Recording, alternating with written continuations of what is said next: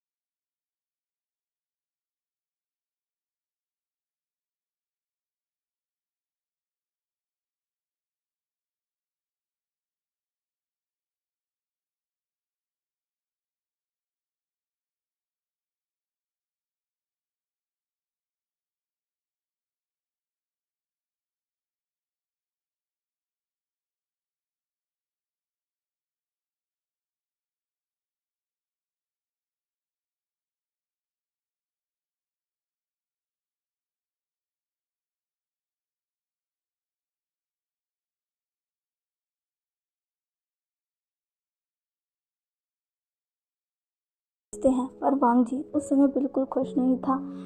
उस समय भी वांग जी का कुछ ऐसा ही हाल था। उसका दिल जोरों से धड़क रहा था, जैसे अभी भी धड़क रहा है। वो तब भी विंग से दूर हो गया था। बस फ़र्क इतना था कि तब वो खुद गया था और उनके बीच में एक लॉन्ग डिस्टेंस था। लेकिन अब वो दोनों साथ है, एक जगह पर है, तब भी उनके बीच की दूरियां जैसे उसी समय की तरह बढ़ चुकी।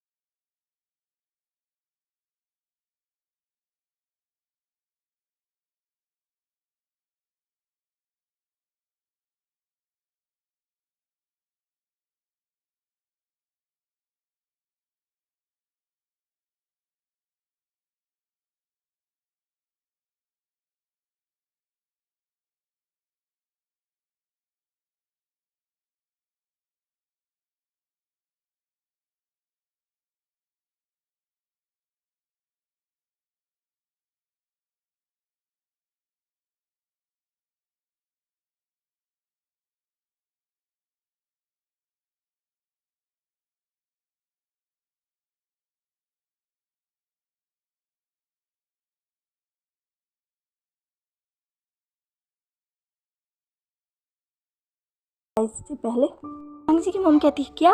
पर ऐसे कैसे हो सकता है, हम उन्हें नहीं मिलवा सकते ना, हमारे प्लान में तो ये नहीं था। और अगर हमने उसे मिलवा दिया तो हमारा प्लान तो ख़राब हो जाएगा ना। तभी विंग की मम कहती है, ऐसा कुछ भी नहीं होगा। वांग जी की मम कहती है, चांग से तो कभी भी मुझे अच्छे से कुछ क्यों नहीं बताती हो? तुम्हें जो भी बात कहनी होती है मुझसे